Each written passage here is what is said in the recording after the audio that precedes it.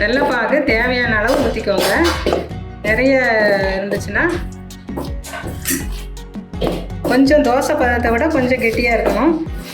அதுக்கு தகுந்த மாதிரி நம்ம மாவு கிளறிக்க வேண்டியதுதான். வாழைப்பழத்தையும் அதோட போட்டு நம்ம நல்லா மசிச்சுக்கணும். நம்ம இப்போ அப்பம் செய்யறதுக்கு மாவு ரெடி பண்ணிட்டோம். என்ன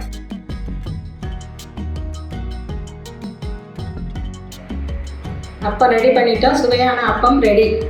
விநாயகருக்கு வச்சிடலாம்.